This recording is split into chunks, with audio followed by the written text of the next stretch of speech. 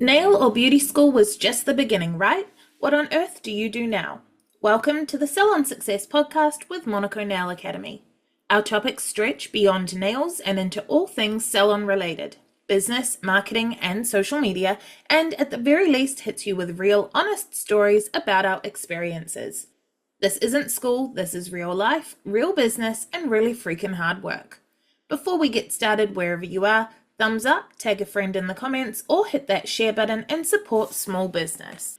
Hey guys, Penny here from Monaco Nail Academy, and today I'm joined by the classics. We've got Pat. Hi. And we've got Mel. Hey. And we are going to be talking about a different marketing concept today, know, like, and trust. And just a reminder before we get started to use my code PATSITIVE or MELS Mine is Strangle Nails. for 10% off all courses. We get a kickback from these enrollments, and they're how we support the production of the podcast. So please use them. I love that. There's a few episodes in a row now, Pat, where at the end you're like, please use them. And I'm like, I don't know why it's so funny to me, but it is. Before we get stuck into this new marketing, well, it's not new, but this new topic, let's revisit last week's episode. Mel, what were we talking about last week? Last week Penny and I did some coaching with Sheena from the Doll's House. She is just getting ready to open up for clients, and we were just giving her some advice and bumping her on the way, and it was super fun. It was super cool, actually. I had the best time. Yeah, it was fun. And I think she got a lot out of it. She's going to come back, so that's a good sign. Can't wait to see what she's changed and how she's getting along. Yeah. Could be cool. It'll be a few weeks away, but that'll be fun.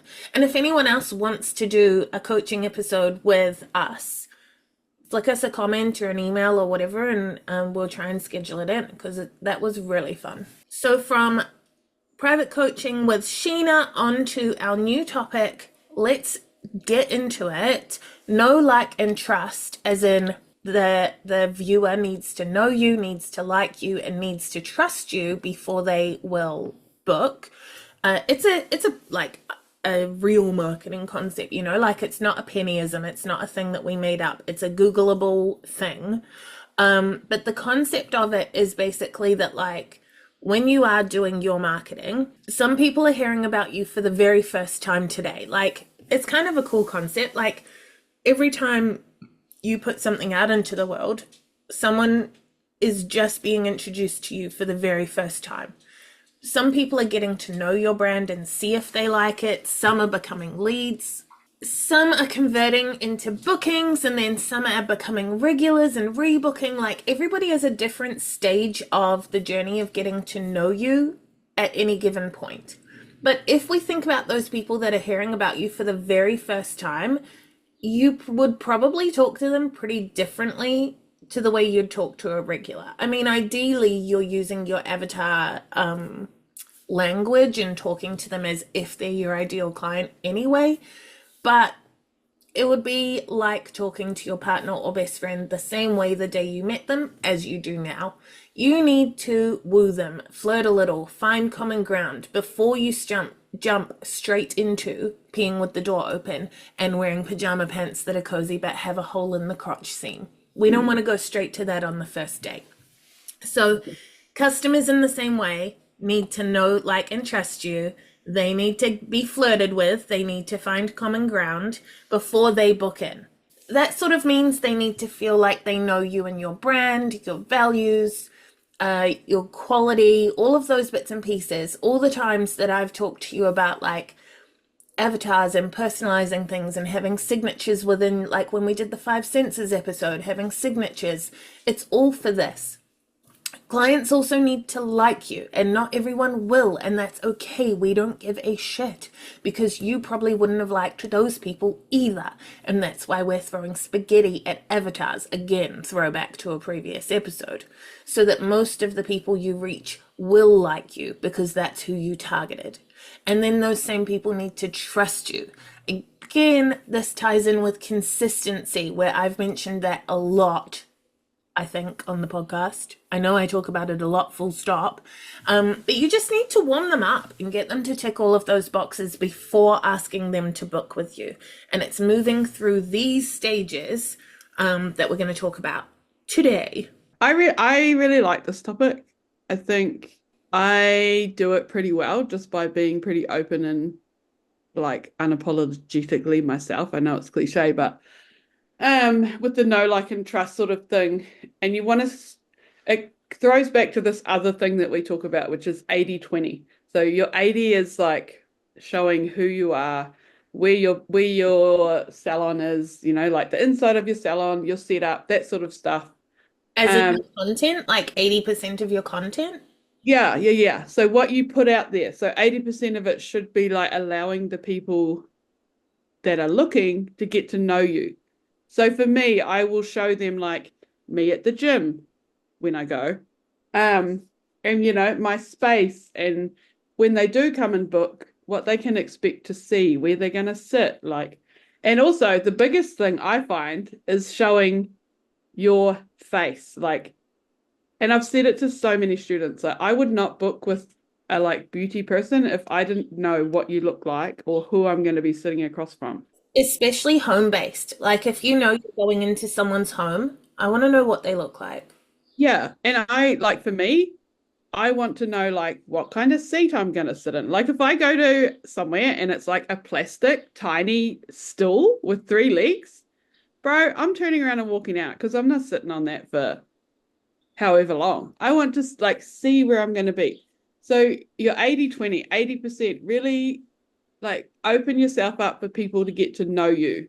And then your other 20 is showing your sales kind of thing, like what you offer, what they can buy from you. So retail, vouchers, pictures of your nails, stuff like that. And you could still have pictures of your nails, but your captions allow them to get to know you. And this is what Penny was saying about the way you talk and things like that. So you want to be talking to your ideal target. But yeah, 80-20 is sort of the balance with this know, like, trust bizzo. What do you think, Pat? I think it's such a super important concept because, you know, we're in a business where we're really trying to sell relationships, right? Like, you wouldn't want to be holding hands with someone that you thought was an utter scumbag or you thought was super duper weird. So, I don't know, that's kind of my dating history. okay, well, hopefully our clients don't want the same experience. Yeah, and I've often heard from clients that the reason why they will book with me is because they think I'm cool or that I've got a great vibe. So I think I really like vouch for this. When we were doing Accelerator, we were doing like a little bit of a social media review, looking at all of our posts and being like, does that show up as you?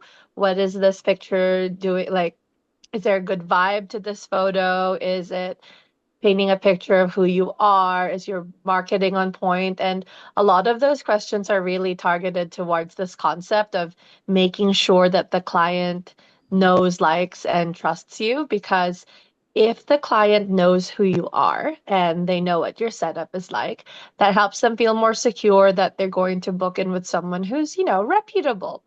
And that's how you avoid situations that I think I've mentioned before, where someone I knew ended up booking in with someone who's a lash tech, and they had their entire service lying down on the dining table. So, have I not mentioned this? Maybe. I think, Um, yeah, I think I've heard it before. Yeah, But like isn't that wild? Like because you yeah, don't know what you're expecting. You show up and then oh my gosh, you're on the dining table. But if we're open and transparent when we show people what the setup is like, then even if they've had horror stories like that in the past, they'll be like, "Oh, okay. Nah, Mel's cool, Pat's cool, Penny's cool. I know what the setup is like. They're not going to do me dirty like that. It's going to be fine." It's like, it's just setting expectations, right? Like, I have my cabin on Airbnb, and I had a person that left a bad review this week, but they literally in the review were like, well, maybe we didn't read the details properly. And so they literally just turned up with the wrong expectation. You get what you pay for. My cabin is small. It's very clearly shown and described, but they hadn't seen it. the people that do have the correct expectation then turn up and they're like, oh my God, the garden's so lovely. The dogs are so lovely. This person who had the wrong expectation was complaining that the bathroom is inside my house, which is clearly described, but the bathroom is freaking awesome. But if you have the expectation that you're coming, like you're a backpacker and you're going to a small cabin and then you get to use this super awesome shower, you're going to be impressed instead of disappointed. It's about setting the expectation with the cabins and with nails so that then you can exceed the expectation, which throws back to one-ups, but like, so you can exceed the expectation or at the very least meet it instead of them like, say, taking a chance on an account where they've only ever seen nails and then, being disappointed because there's a dining room table. Yeah, I think... Yeah, you have to have purpose to what you post, right? This comes back to the old hashtag pink nails for summer. Like, nobody cares. Make use of your content and make sure, like, every piece that you're putting out serves one of the three purposes. So you're either trying to introduce yourself to someone who's never, ever heard of you, or you're trying to convince someone who has heard of you but hasn't yet booked. You're trying to push them over the line to book, or if they have already booked, you're trying to add value to them, like upsell them to something or add on retail or, make sure they all serve a purpose, not just like, oh, look at this great pink shade. It's amazing. Like, nobody cares. If nobody's ever heard of you before, they're just going to be like boring and scroll past, right? And that ties in with cold, warm, and hot audiences that, oh my God, I don't know if you guys can hear my dog snoring. But like, he is out the gate. Like he is a 70-year-old man on a couch on Christmas afternoon right now. Like he's Cute. I can't hear him though. Okay, well, I can. He's Move the microphone closer for us. Practically vibrating the foundation. Anyways, it ties in with the cold, warm, hot concept of like audiences, which we have talked about on the potty before. I'm pretty sure we've done it lots in classes. So if you've never heard of it, maybe you should enroll in Salon Success Accelerator. But basically, someone who has never ever heard of you is referred to as being a cold, like audience member, cold person. Someone who knows of you but has never booked, or I guess hasn't booked in like a really long time, is part of your warm audience. And then someone who knows you, likes you, and has been to your salon before is a hot audience member. So like Mel was saying, moving people through the stages of like introducing yourself, etc., we're moving them through cold, warm, and hot. And you would treat those people differently depending on what stage they're at. Like you turn strangers into friends, friends into clients, clients into regulars, regulars into like advocates, like the sort of people that refer all their friends to you. We love those people. Yeah, they're my faves. And that share your stuff on their socials and tag you and those sort of things, eh? Yeah, like people that, you know, they started as people who've never heard of you, and then through time they end up just being like fangirls. Or like Pat, they start as someone who's never heard of you, then they enroll in the course, then they become a hype person, and then you give them a job because why not pay them to do the thing they're already doing? Hey guys, Penny from the future here, and I'm calling all nail techs because Monaco Summit 2025 is just around the corner and it's the place to be. Imagine 3 days packed with advanced nail tech training, game-changing business strategies, and exclusive goodie bags to take your skills to the next level. Whether you're a seasoned pro or just starting out, this event is designed to boost your confidence and elevate your career. Head to www.monaco.ac.nz/course/Monaco-Summit-2025 or just search Monaco Summit 2025 for all the details. Don't miss out. Monaco Summit 2025 is where your next career breakthrough begins. I think the really cool thing about the hot, warm, and cold audiences thing is that depending on the person and how well they gel with your vibe, some move through the stages quickly, like they find out who you are and then they book in because they're like, oh my gosh, Mel just has the best vibe. I'm absolutely going to book with her. She's so funny. And then after they book, they hang out with you for a little bit. Mel does your nails, and then you're like, I love Mel. I'm going to come back. So they love you to bits. And then immediately they're like, oh my God, everyone, you should go to Mel in her new location. I just went. And if it's like a queen bee, that would be incredible because then she's bringing everyone to your salon.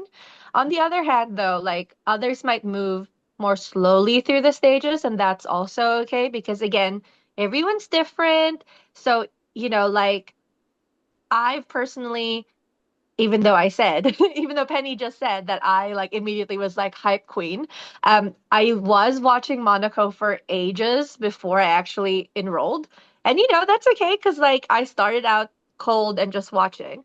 Or I was warm for all that time because I was like watching and waiting.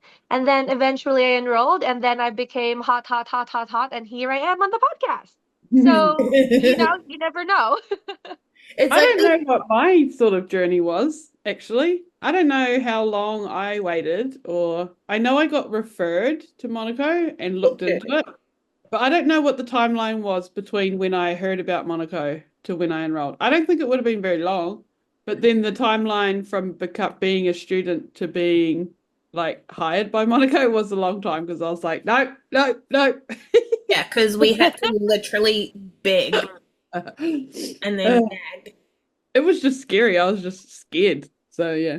But yeah, I wish I could remember like what that sort of time was before I actually enrolled. But We I think it was really pretty quick. get people that are like, oh yeah, I've been watching for like this many years, or like, oh, I emailed before COVID and asked this, but then these things happened, and you're like, wait, that was like nearly 5 years ago, and that's how long they've been thinking about it. But like a career change, and like we've talked lots about how scary it is to like dive into something risky, or like Mel, you've talked about how this was like you were a stay-at-home mum with a part-time job, and this was really your husband's like hard work that was investing in your choice to do the course, and you felt all this pressure to make sure that you were worthy of that for him and your kids. And that is such a common thread amongst our students.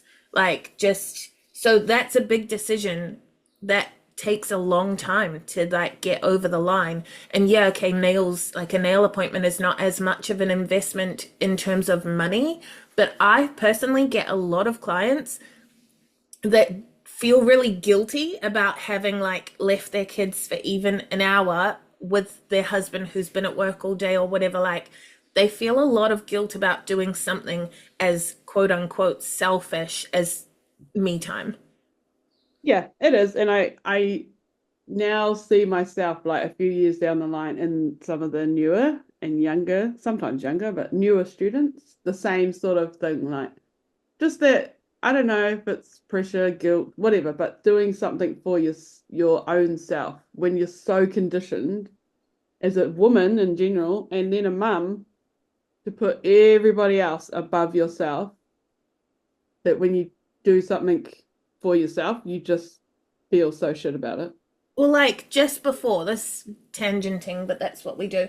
Just before, in the group chat from the first group of accelerator students, I won't name names because I don't want to drop them in it just in case, but like one of the students was saying how they have a family member who always expects discounts, and like how frustrating it is because that family member is happy to pay full price for lots of other things, but not that.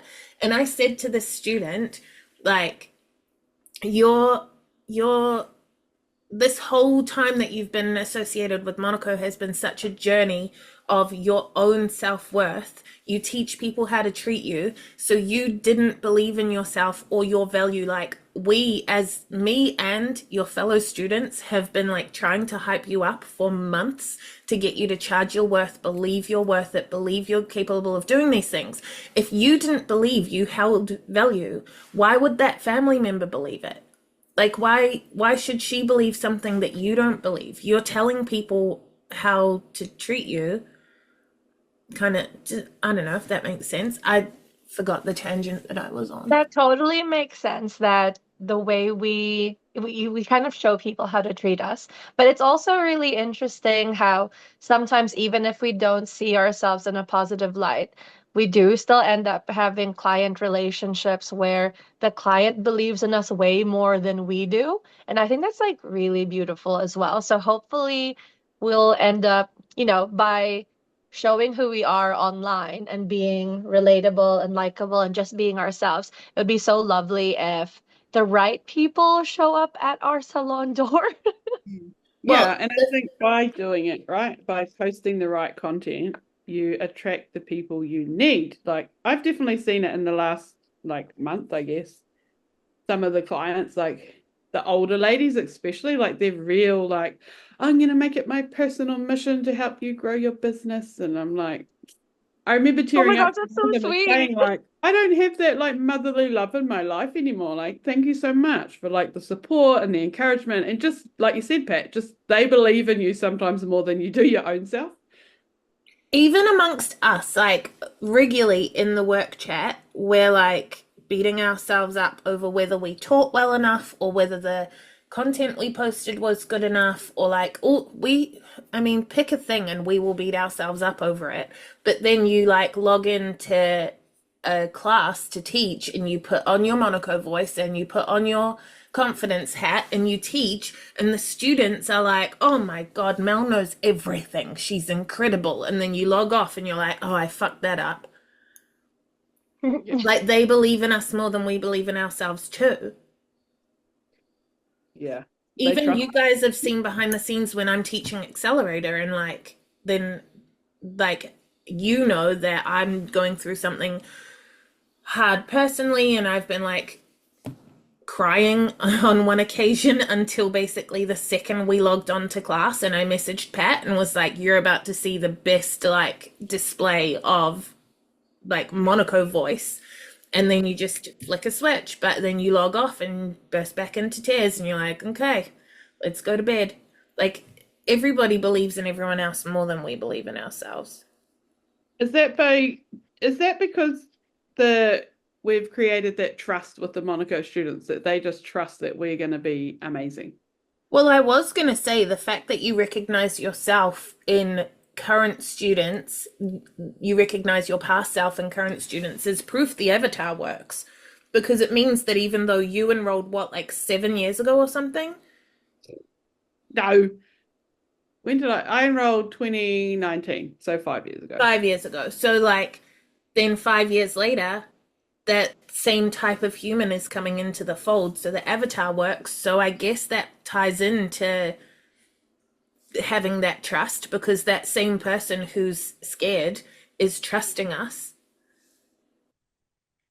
Yeah. And does that tie in with value as well? Like, they're trusting us to have their, like we were saying, like their husband works and they don't, so they're using his hard-earned money. Like, that's what you tell your own self.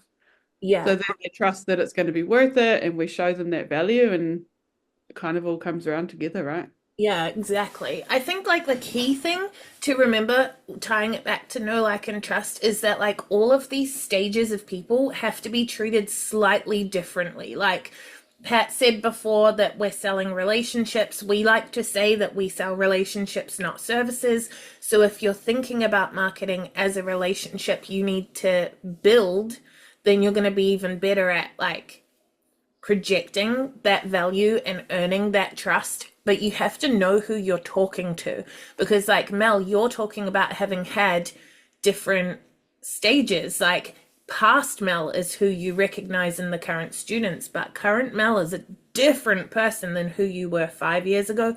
We were talking earlier in something we'll probably release as a snippet about how Erin has changed in her confidence levels in only 2 years. But like, so we would be talking to each of these people so differently to be able to resonate with them, I guess. Like, so when you're doing your marketing, we're talking about the results of our marketing, but we had to do it first. You just have to know like who you're talking to and what stage they're up to, Like, Oh, going back to the student who has that issue with the family member, you yeah, know how you just said we need to talk to people differently depending on what stage they're at? I think that goes back to that situation as well, because this family member has gotten used to paying less for the student's services, even though they should be paying a lot more. So they need to get to know the fact and trust that actually the student is worth paying full price for, and they're not there yet, but maybe that's where that conversation and where that relationship really needs to start going to when they're doing the services or before the services. Like, they need to start trusting that actually I really shouldn't be paying only this much. It should actually be full price. Just to take it back there. yeah, 100%.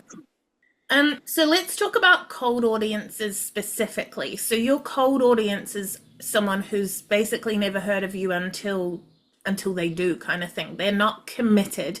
They transition from cold to warm when they like follow you or like commit to getting to know you, kind of thing. So someone can stay cold, like they might see via the algorithm or an ad or something, they might see you several times before they're like, I'm going to follow her, she's cool.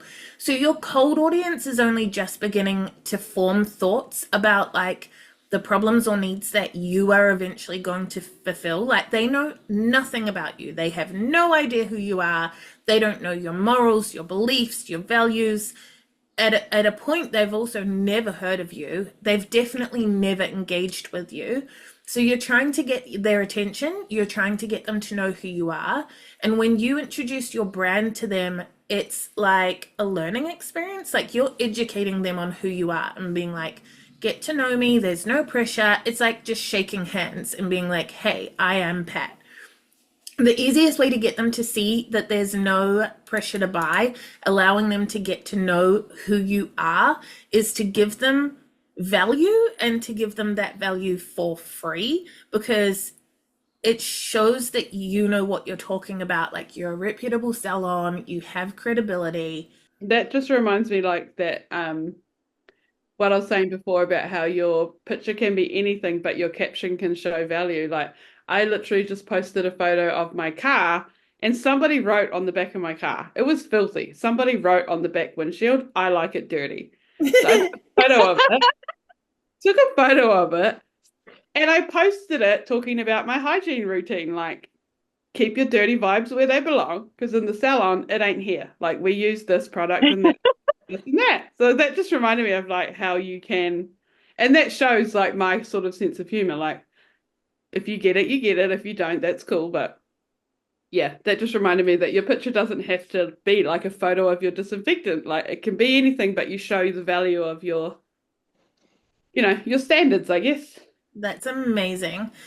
What are some other ways that you guys can give free value to people who've never heard of you before?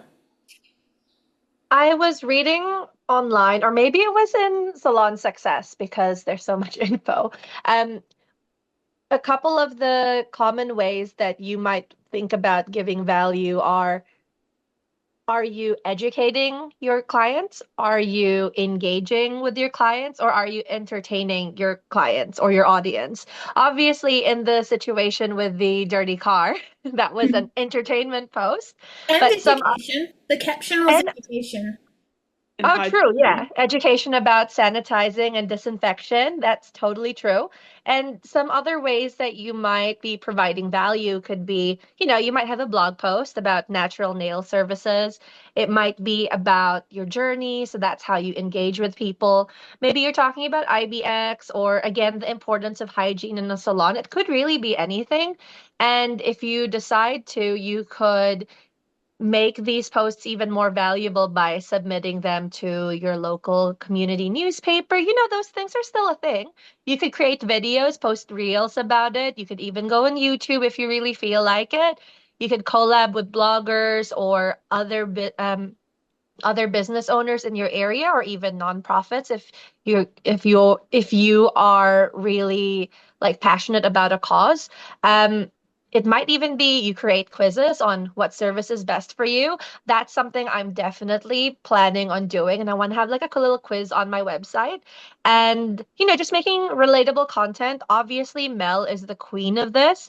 And you might do behind the scenes stuff. Like for me, I'm often, ever since everyone's told me to, I'm now posting photos and videos of Anna the salon skeleton just because she's kind of funky and it's like part of the brand, or you use humor and you get people thinking, you do polls, you ask people for opinions, you ask for votes. There's so many different ways you can add value. Like if you are getting people's opinions, you're getting people to like show their preference and take ownership and also like kind of having their skin in the game because they're actually putting themselves out there. They're not just like passively taking in information from you. So yeah, there's so many different ways. Like the more we talk about it, the more there are ideas. I would say as well that like a good caption is essentially a blog post. And if you want good SEO on your website, you can just have a tab that is, news or blog posts or whatever. And whenever you have a good caption, you just literally copy it over and reformat it as a blog post. But if you have a good caption, like one of Mel's hygiene captions or anything like that, there's no reason why you can't beef that out to like 500 words and literally send it to the local paper, like your community paper, and be like, hey, would you consider publishing this? Because so many of our captions when a caption's done well, it's basically an article. Sure. I was just thinking then, value. So when we say add value, it doesn't have to be like, look at me, I have a clean salon, or this product is amazing. It can also just be like making someone feel happy or making someone feel normal, like someone related to, or making someone feel heard, right? Yeah, totally. If someone's having a shitty day and your post of your dirty car makes them smile, you added value to their day. Hey guys, Future Penny here again. Just a super quick interruption to let you know that if you head to monaco.ac.nz/subscribe, not only can you sign up to our weekly newsletter, but you'll also get a free video lesson from our course, The Art of Pigments. That's monaco.ac.nz/subscribe. So yeah, all this, like when we add value and we like buy the captions. So my captions, I want people to stop and read it and laugh or smile or think, whatever. But then what we're doing then is engaging these people that are at the moment cold audiences. When they engage and once they know who we are, then they move to warm, because now they know who we are. They're going to start to know and like us. We're moving through that scale as well. So what we need to do is move them on so then we can get some more cold people to come along. So we want to get the cold people to warm and get them to follow us in some way. How do we do that, people? I think one cool thing is that if you have lots of engagement or even just a little bit of engagement on your posts, the warm people kind of encourage cold people to buy into you, because it's like if like I'm gonna come up with a random name, like I can't come up. Beyonce. Beyonce, not the Beyonce, but Beyonce was like commenting on all of your posts. Then Shakira, why are these the names I'm coming up with? Shakira goes and sees your post and is like, there's like a real person who is following and liking and commenting on these things. Penny must be a cool person. I'm gonna like see what's happening and like stick around. Like that's one way that we get more people to engage. So we really do love comments and shares and all of those things. And that they're kind of like the currency, right? I think part of getting people to follow, like you are asking, Mel, like you can ask for it, although if you say follow me, that generally negatively impacts the algorithm because the algorithm doesn't want you nagging people. But like you can put it in occasionally, but also like getting people to engage, I would argue, is more important because the way that the algorithm currently works, if they're engaging with your content, they're going to see more of it whether or not they follow you. So as long as they're engaging, it's kind of the same thing as a follow. They're getting you in their feed, and then they will hit the like button if they need to, but also getting them to engage and move into warm doesn't just have to be following your social account. It could be subscribing to your mailing list. It could be entering a giveaway, like anything where they have done an action to become engaged with you in some way, shape, or form. It doesn't just have to be hitting the like button. Yeah, so then they become warm, right? So they liked what you were putting out there. They liked your vibe. You made them laugh. In whatever way you turned them from cold to warm. So now they're people that they're interested in your business and who you are and what you're doing, your journey, whatever, but they're not interested enough to actually book yet. So now we need to move them from warm to hot. So now they know who we are. They like us. Now we have to get them to trust us enough to actually book in, right? I'm like, yeah, I'm working on that right now. Yeah. So this is when it comes to like show your value again, right? Because the warm Yeah. people, they know what they want. They know what their issue is. So, oh, my nails are too weak, they won't grow. Or I've got the splits down one of my nails from when I whacked it in the door as a child. They know their problem. So now what you need to do and what we need to do is show them how you're going to solve that problem for them. And then make it really easy for them to come and get that problem solved. But first, you got to show them that you have the solution and why coming to you to solve it is going to be the best decision for them. And like that problem that you're solving might just be that they're going through a real shit time at the moment. Like it could be that if you're going through a real shit time and you keep seeing Mel's funny, engaging posts online, you think she is a breath of fresh air. I need a breath of fresh air. So you book almost subconsciously because you know that Mel is coming across as like light and funny and like just your kind of person. It might not be about the nails at all. It might literally just be, I need that energy in my life. And your brain translates it to, I'm going to book in for nails because that's how I get to spend time with Mel. And that's not the conscious way you're thinking of it. But the problem the client had was their life sucks right now and Mel is funny. That is a solution to a problem. And then, of course, there's more specific, like literal problems, like their nails break all the time, or they're a nail biter and they want to stop biting their nails, or they've got like a wedding coming up and they need to get their nails looking nice for that. Or sometimes the problem, in quotation marks, is that they don't like their natural nails. They like to like express their creativity by their what's the word I'm looking for? Like through their hair, their makeup, their nails, and you are a way that they can have fun, cool nails that make them happy all the time. Like the problem you're solving, and it doesn't just have to be one, you can solve all those problems. But when you are putting stuff out there, putting content, marketing, whatever it is, you need to be showing in some way that the problem that your warm audience has can be solved by booking with you. And this comes back to your business identity, right? Like who you are as a business and who you are as a nail tech or just a person in general. And if you're like, what? I don't have a business identity. For $15 only, you can go and get your business identity through the Salon Success mini module. So get on that, get 10% off as well. Anyway, done with the ad break. Going back to your business identity, like if you think about your strengths and who you are as a person and what do people know you for, that can easily translate into the solutions that you're selling, right? Like for me, people often talk about how I'm just like a great vibe to be around. I'm always so uplifting. I love to think about solutions, blah, blah, blah. Oh my God, she's talking about herself in such a positive way, whatever. The point is, people say that about me. So I try and like think about how does that translate into solutions for people? So often you might, if you jump on my socials and give me a stock, you might notice that I'm often talking about self-care, or I'm talking about like nails as your kind of therapy session. And the reason why I talk about those things is because those are the solutions I'm trying to sell to you. If you are a busy person, you're overwhelmed, I am giving you a break from reality by just hanging out with me. Am I the best at doing nails? Absolutely not. Am I the fastest at doing nails? I am the opposite of fast.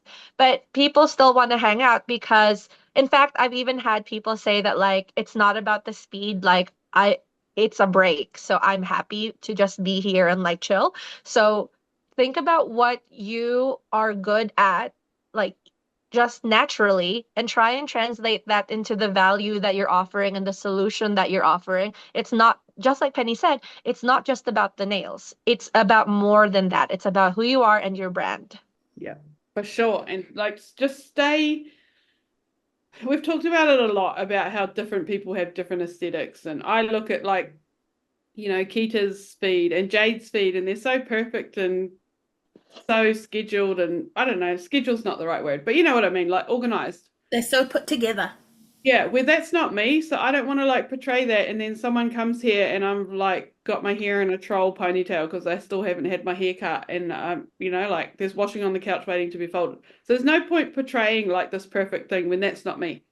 So really, don't be afraid, I guess, to just be yourself, and the people that want to come will come. Like people that want to sit across from me don't necessarily want to sit across from Penny or Pat, and vice versa, like just, I know it's so cliche to say it, but just be you and don't be scared to put it out there. And I know a lot of the students struggle with it, even when I say like you need to, and I think maybe even we said this to Sheena, Penny, like you need to show like your own face, like you need to just show yourself like, hi, it's me, or you don't even have to say hi, it's me, but yeah, I don't know what the whole point of that was, but it ties into the trust part of know, like, and trust, because when you're being yourself, yes, people are getting to know you. Yes, people are liking or disliking you and self-eliminating. But it also ties in with the trust, because if you are like always perfect and professional and whatever, you're not always going to be able to be perfect and professional 24/7 while seeing a client. So at some point, you're not going to be who they thought you were.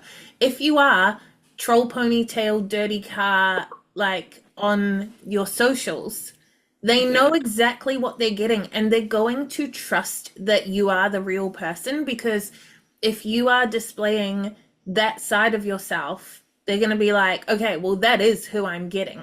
Like, why would that be a fake version of what? They know it's not going the other way, where you put a picture of your mop, but then they turn up and you're this like pristine, fully made up like beauty girl. They know that's not what they're getting. They're going to trust that they know what they're signing up for.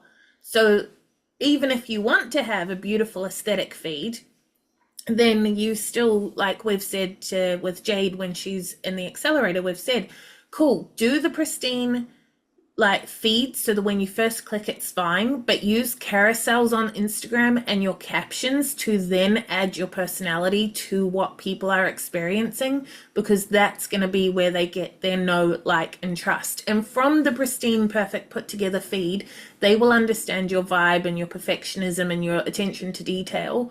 But from the carousel and the captions and the stories and stuff, they're also then going to know what they're getting into, and that's where the trust comes in.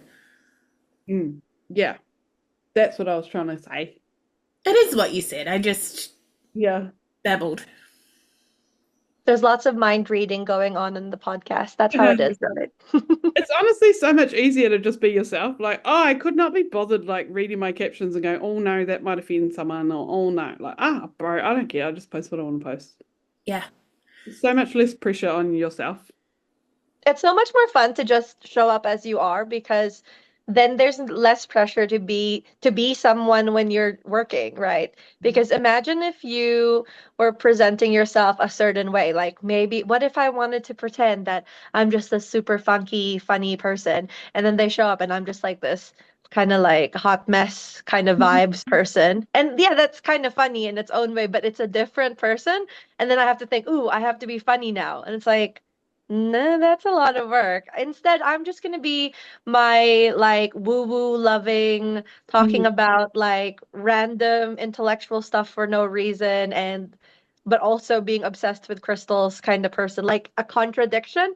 And then that way, if people show up, they're like, oh yeah, she likes all sorts of weird stuff. That's just Pat. Yeah. Like I don't have to pretend, and my captions make sense to me because they're all like, oh, hot tip as well. If you're writing your caption, before you post it, like try reading it out loud. Just say it out loud the way you would say it, because that's a good way to check if it genuinely would sound like it's coming out of your own mouth. So give that a go next time you post something, because the one time I didn't do that, Penny immediately cottoned on to something that I wouldn't say, and I was like, okay, then clearly I need to keep reading the post. If you're an accelerator student, you can see that interaction in the week 8 video. It's pretty good. I think it was week 8, eh? It was definitely week 8. Week 8, it was like 3 hours of me getting private coaching with a group, and it was bloody fantastic for me. Everybody learned from it though. True, true. But I mean, obviously, I would have gotten the most because it was tailored to me. Talking back about like the cold, warm, hot audiences, just to tangent ourselves away from the tangents. I think as well, like, so we talked a little bit about cold already, but like with warm, they already know who you are. So now you're trying to like build that relationship. Like this is the third, fourth date through to like before you move in together. Like this is that get to know you period of time. But one way that you can, when you are being yourself and you're trying to sell a relationship, like we sell relationships, not services, you can change the way that you talk in those captions. So like if you are posting and you know you're posting to a cold audience, then you might be more like, this is me, this is what I do. But if you are targeting a warm audience and trying to relate to people and build a relationship, you just make a tiny little change in the caption to be like, as you know, we do blah, blah, blah, blah, blah. Like little references that make people feel like they know you, and you can take like a little wink, wink, nudge, nudge. a little wink, wink, You're nudge, in the nudge. club.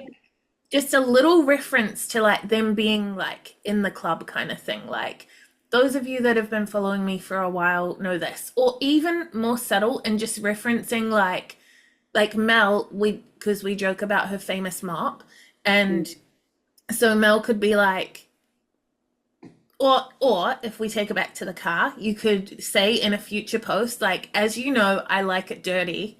If you know, you know, blah, blah, blah, blah, blah.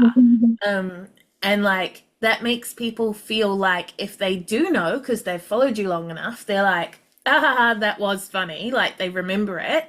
And if they don't know you and they don't know that post, they get a little bit of FOMO, like, oh, what did I miss? So Can't just even get in. changing that wording so that you are building and honoring relationships instead of always like selling yourself. I did post something and I can't remember what it was now, but I remember thinking about it and I wrote like, if you've been to me in the last month, you'll know what I'm talking about, haha, or something. I can't remember what it was. But That's so cute and very FOMO inducing. I'm kind of like, I want to know. Yeah, I wish I could remember what it was, but I can't. But I remember thinking, I'm gonna do that. I'm gonna write. Ha ha ha. So hot audience is a whole different ball game. So you guys have both done accelerator. This is your test. Tell me about how you engage with a hot audience. Well, what it is, remind us what it is, and then how you engage with it differently to cold and warm. You go, Pat. Since you're the baby of the group, you go for it. You can't keep using that as an excuse. You want me to do it? I mean, you can probably use it for a while, fine. Okay, feel free to correct me because I do get corrected a lot on this podcast. The hot audience is basically someone who has recently purchased from you or sought your services, and the way you would engage with them is, I think the way I remembered it was it's almost like you keep talking to them about the value you offer because they already believe in you and they've already bought, and it's about kind of like upselling to them. Is that right? Yeah.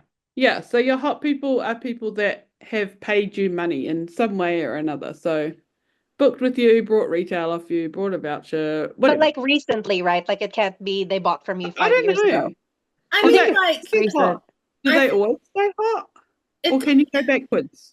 I would say so. Like here in a holiday town, like sometimes I have regulars who are only summer regulars. Like they come here every summer. Every summer they come to me for nails. But that means that there's like 10 months of the year where I don't see them. They didn't disengage. They didn't stop liking me. They just don't live here. So I would consider them to have stayed hot. But then if someone like stops coming because they've like redone their budget, bought a house, had a baby, like whatever like genuine reason someone has to stop being a regular. And for some people, being a regular means they come for their Christmas nails every year. For some people, being a regular means they come every fortnight. Like different people have a different amount of nails in their life, or lashes or brows or whatever it is that the listener's doing. Like I think someone can be a regular just because the only time they get their nails done is for Christmas, but every Christmas it's you. I would consider them hot.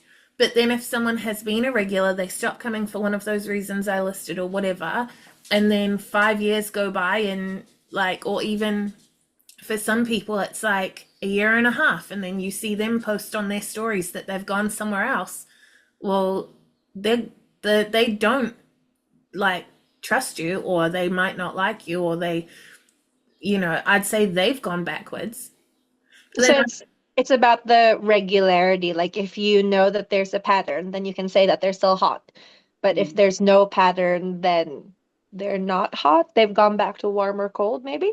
A hot audience member is completely invested in you. There's a reciprocal relationship. They give you money, you give them nails. The frequency, I don't think matters as much as the commitment. Thirsty. But you can never go back to cold, right? Because they know who you are. They're Yeah. never not going to know you again. I would say that. I think is linear the right word? Like, They can like slide. yeah. But I Slide would on. agree they can't go back to cold. They know who you are. Worst case scenario, they go back to like ice cold because they've decided they hate you. They hate you. But like, I don't think you can ever go back to, you can't go back to having not known. Yeah, you can't unknow. Yeah. I mean, So then, if you're forgetful like me, there is a chance that you just completely forget people's existence. Like, wipe it But- out. Yeah. But then if I said Jungle Nails, wouldn't you be like, oh yeah, I used to go there? Yeah. but the number of times someone has been like, "Do you remember blah blah blah?" and I'll be like, "Who?" and I What? have to be reminded is a lot. I guess that's kind of gone back to cold. And I think though that if you go back to cold, like if the person goes back to cold, that either has something to do with their circumstances, like life got overwhelming and they've just forgotten a lot of stuff, or it means your branding and marketing has not been as effective as you would have liked. Because if they were previously hot and now they've gone all the way back to cold because they've forgotten who you are. Is it a chance that your client has ADHD and just forgets things, or is it because their experience with you wasn't memorable at all? I would say it's So, pretty rare for someone to actually be hot, like committed to you and exchanging like sales to go all the way to cold. Like there might be some people that I've gone to once that I'd be like, really? But I mean, if you've gone 2 or 3 times or you've been converted to a regular, even if that regular is regularly Christmas nails, I think it's pretty rare. Maybe I'm being closed-minded, but I think that's pretty rare to go all the way back to cold. that's probably really reassuring to think, though. Then it's like, okay, don't worry too much about it. If you're doing the right thing, then people won't forget you. Yeah, I think just don't worry too much about it anyway. It's too much worrying in this world. I reckon. Penny from the future popping in to remind you not to miss Monaco Summit 2025. 3 days of next level nail tech training, business tips, and goodie bags await.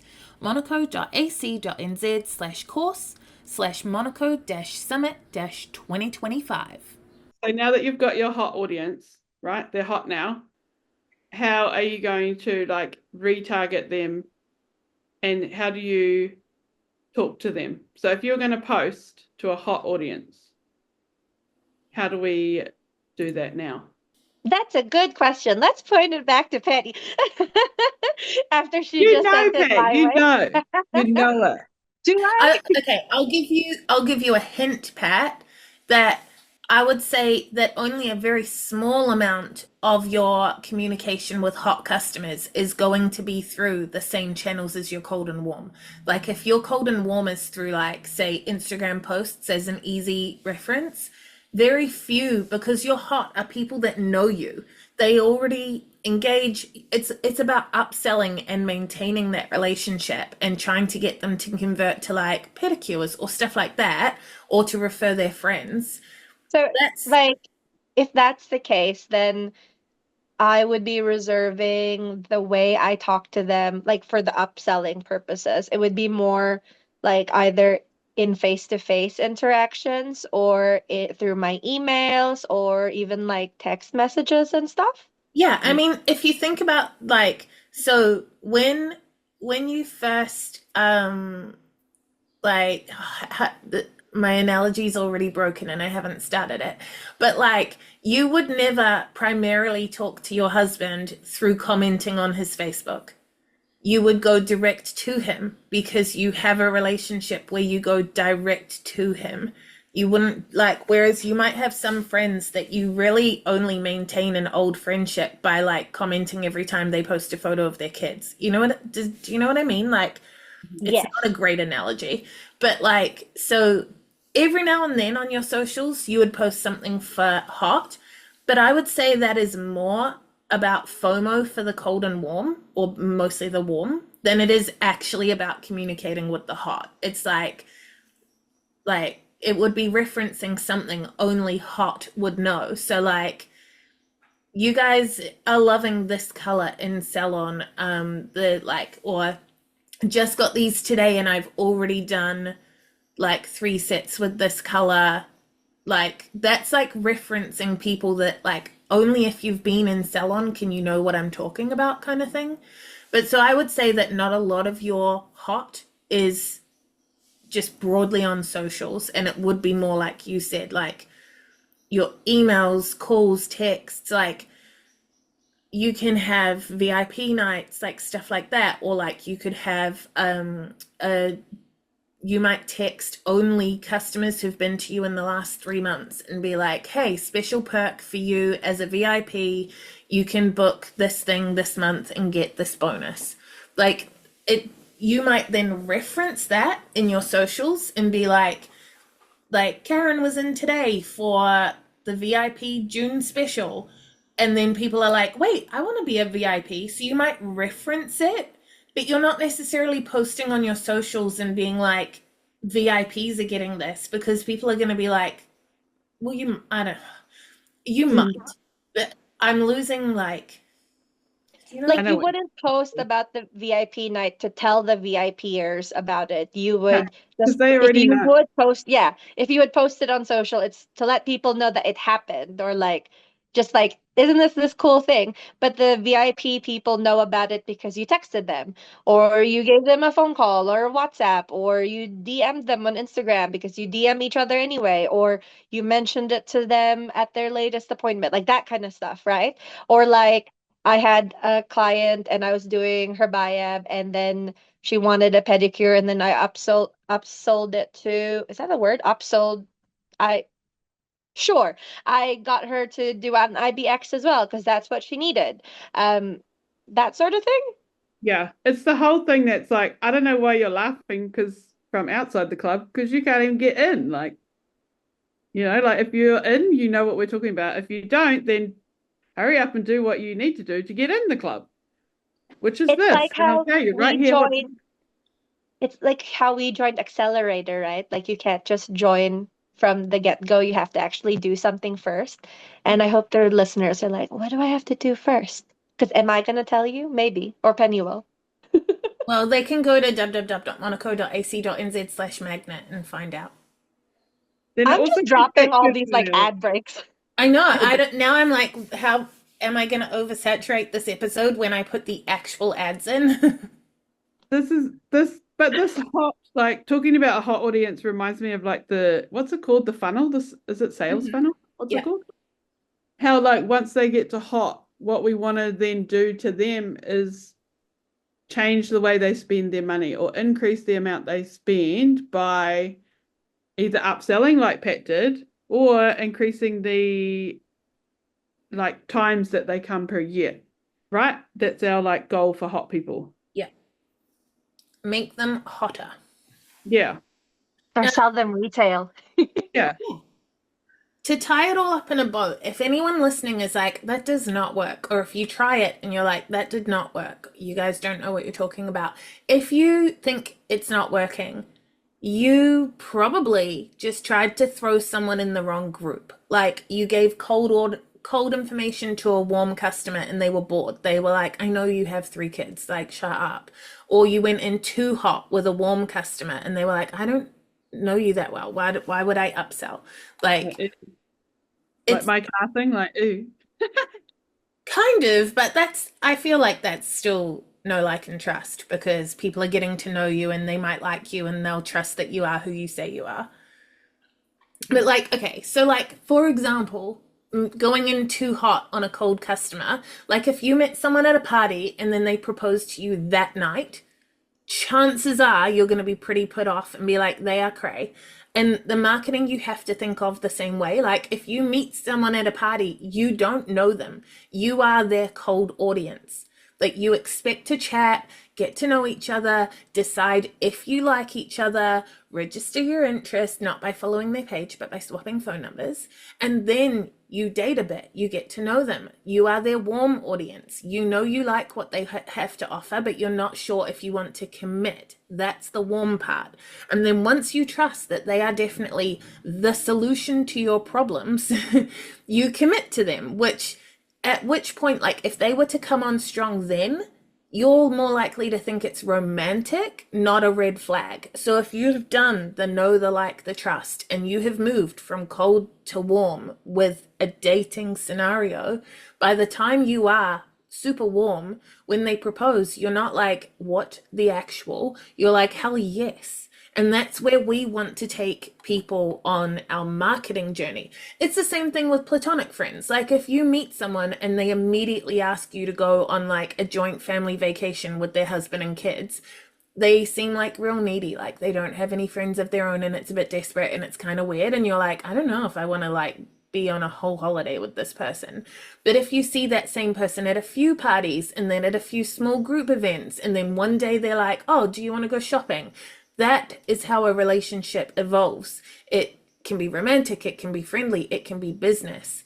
But everything that you're doing on socials, you are talking to someone cold, warm, or hot. So when you are posting on your socials, are you talking to someone you've just met at a party?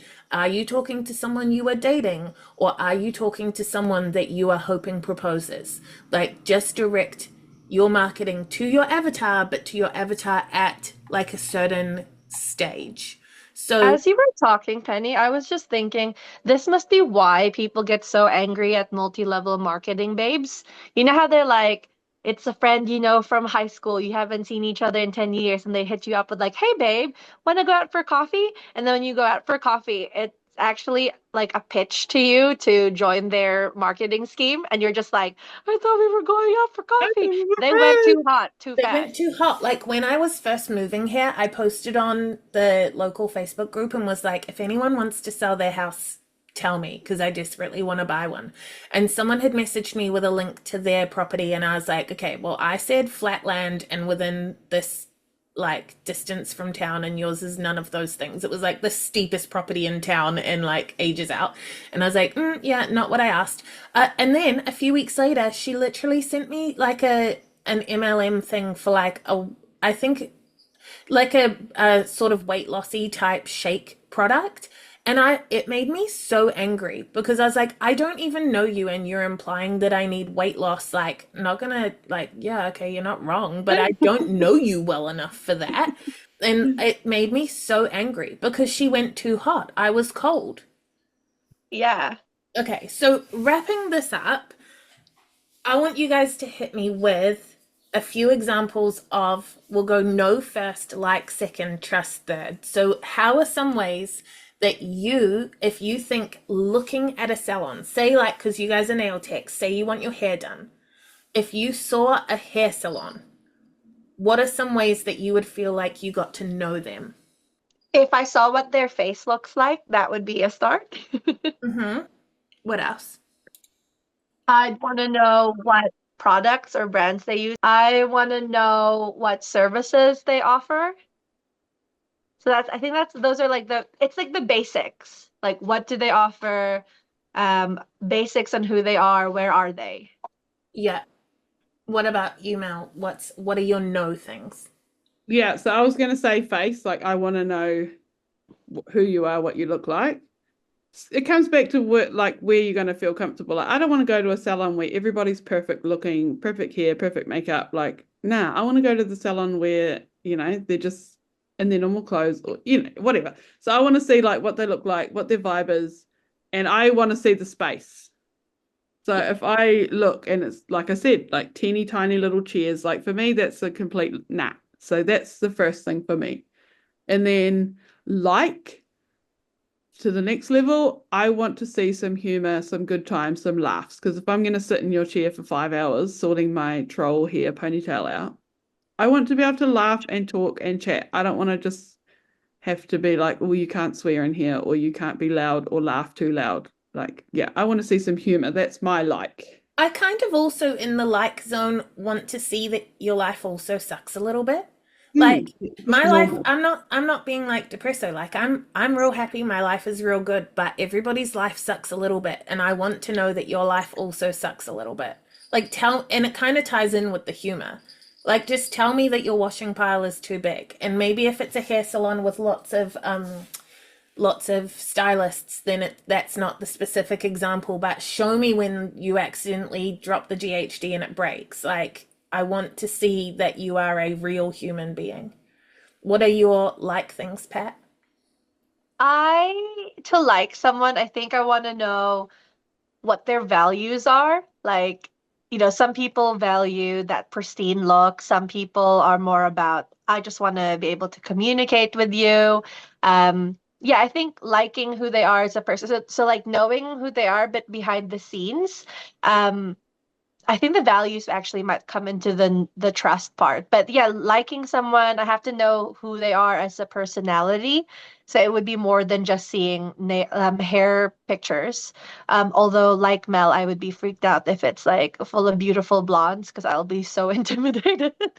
Well, I was going to say with what you were saying with the values, moving into the trust part, if it's a hair salon we're talking about, I want to know that to get to that bright blonde, that it took you 6 sessions. Like, I want to see the carousel of how many appointments it took you to get from dark or brightly colored to a pretty blonde or that sort of thing, because I need to know that you took care of that client, and that means you'll take care of me.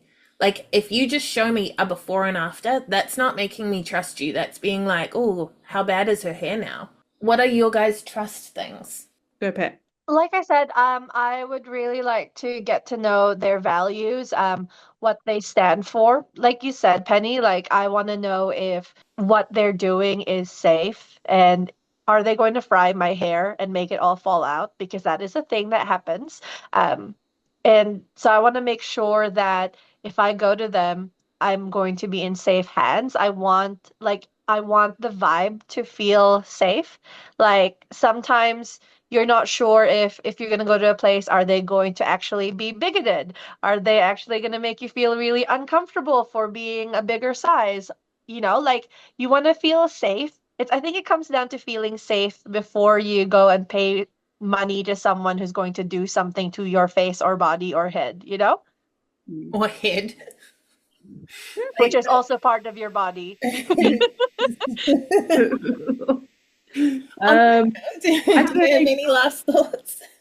I think my trust would just be, I want to see, because I have short hair, I want to see that you've got a variety of skills. Like, cool, we get it, you can do a balayage. Cool, amazing. But, you know, can you do short hair? Can you do grey hair? Like, I want to see your skill set, I guess.